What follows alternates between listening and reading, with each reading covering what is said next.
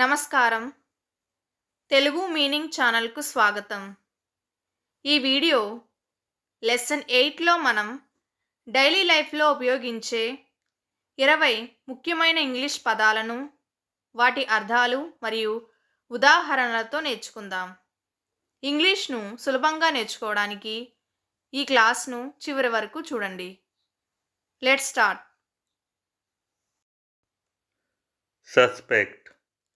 సస్పెక్ట్ని తెలుగులో అనుమానిస్తున్నారు, సందేహించు అంటాం. You are the prime suspect. You are the prime suspect.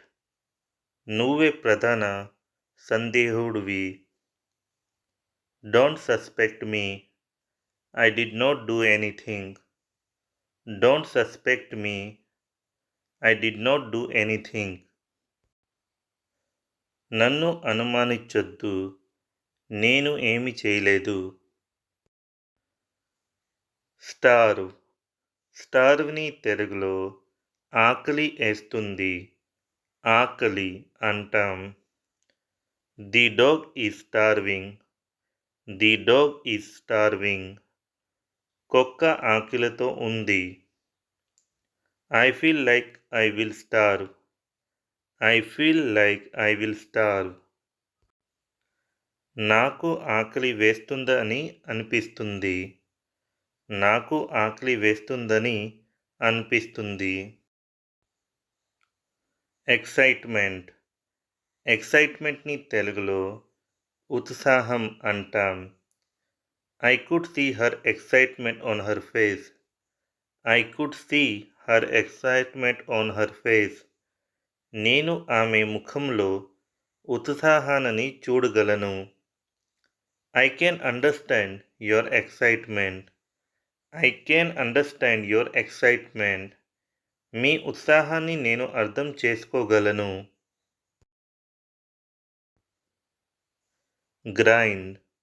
గ్రైండ్ని తెలుగులో రుబ్బు అంటాం.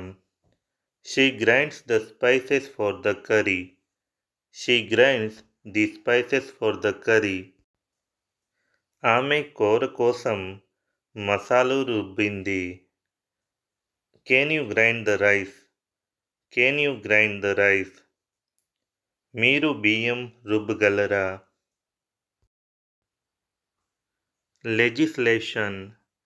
లెజిస్లేషన్ని తెలుగులో శాసనం, చట్టం అంటాం. The government created new legislation. The government created new legislation.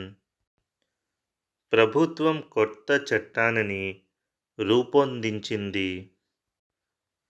There is a new legislation for safety. There is new legislation for safety. భద్రత కోసం కొత్త చట్టం వచ్చింది.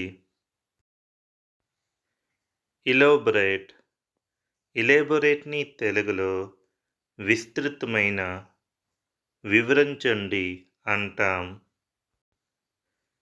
She will elaborate more in her speech.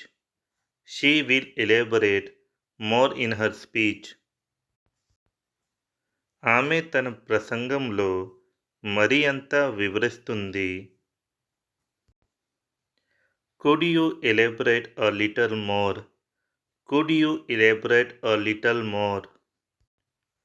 మీరు కొంచెం వివరంగా చెప్పగలరా.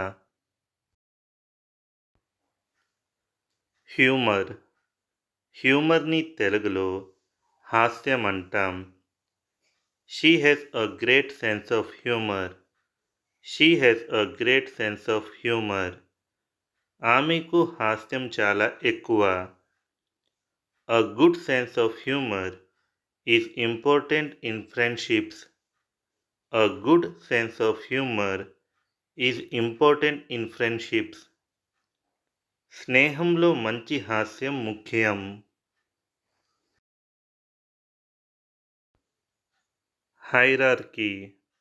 హైరార్కీని తెలుగులో సోపానక్రమం అంటాం. There is a hierarchy in every company. There is a hierarchy in every company. ప్రతి కంపెనీలో ఒక సోపానక్రమం ఉంటుంది. The hierarchy in the family depends on age. The hierarchy in the family depends on age. కుటుంబంలో సోపానక్రమం వయస్సు మీద ఆధారపడి ఉంటుంది. స్ట్రోక్. స్ట్రోక్ని తెలుగులో స్ట్రోక్, పక్షపాతం అంటాం. He had a stroke and went to the hospital. He had a stroke and went to the hospital. పక్షపాతం వచ్చి ఆస్పత్రికి వెళ్ళాడు. Recovered from stroke. He is very lucky. Recovered from stroke. He is very lucky. పక్షపాతం నుండి కోలుకున్నాడు. అతను చాలా అదృష్టవంతురాడు. Fascinating. ఫ్యాసినేటింగ్ని తెలుగులో మనోహరమైనది, ఆకర్షణీయ అంటాం. Her story was fascinating to hear. Her story was fascinating to hear. ఆమె కథ వినడానికి మనోహరంగా ఉంది. The new game is very fascinating. The new game is very fascinating. కొత్త ఆట చాలా మనోహరంగా ఉంది. డామినెన్స్. డామినెన్స్ని తెలుగులో ఆధిపత్యం అంటాం. He likes to have dominance in every game. He likes to have dominance in every game. అతను ప్రతి ఆటలో ఆధిపత్యం చేయడానికి ఇష్టపడతాడు. I am not afraid of your dominance. I am not afraid of your dominance. నీ ఆధిపత్యానికి నేను భయపడను. నేటివ్. నేటివ్ని తెలుగులో స్వస్థలం, స్థానికుడు, స్వాభావికమైన అంటాం. What is your native place? What is your native place? మీ స్వస్థలం ఏది? My native place is Mumbai. My native place is Mumbai. నా స్వస్థలం ముంబై. వాలంటరీ. వాలంటరీని తెలుగులో స్వేచ్ఛ, స్వచ్ఛంద అంటాం. She made a voluntary choice to help.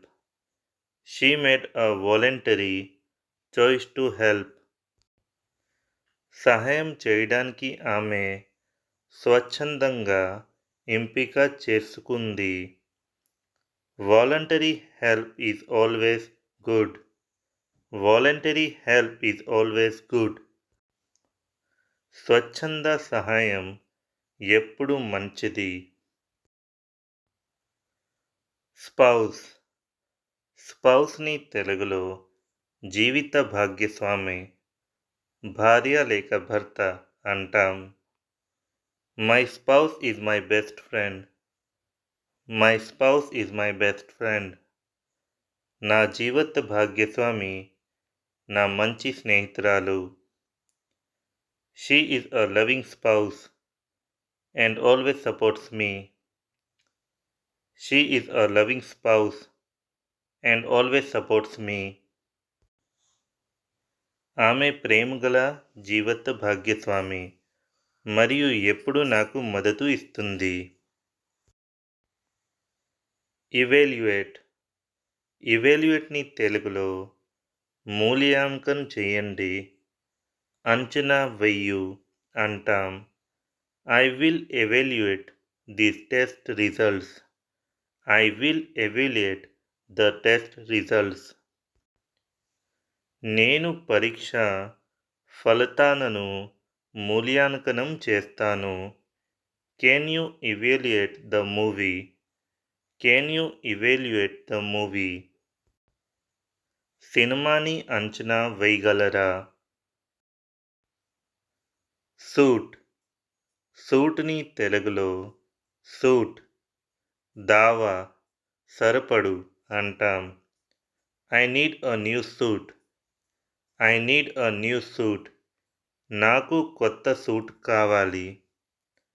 She likes my suit. She likes my suit. ఆమెకు నా సూటు అంటే ఇష్టం. ఆమెకు నా సూట్ అంటే ఇష్టం. ప్రాయర్. ప్రాయర్ని తెలుగులో ముందు, ముందు వచ్చిన అంటాం. I was told about it prior to the trip. I was told about it prior to the trip. యాత్రకు ముందు నాకు దాని గురించి చెప్పబడింది. I did not have prior information about that party. I did not have prior information about the party. Party గురించి నాకు ముందస్తు సమాచారం లేదు. సేక్రెడ్. సేక్రెడ్ని తెలుగులో పవిత్రమైన అంటాం. The temple is a sacred place. The temple is a sacred place. దేవాలయం ఒక పవిత్ర స్థలం. This book is sacred to us. This book is sacred to us. ఈ పుస్తకం మనకు పవిత్రమైనది. ఒఫెండ్. ఒఫెండ్ని తెలుగులో నేరం, అవమానం, కించపరించడం అంటాం.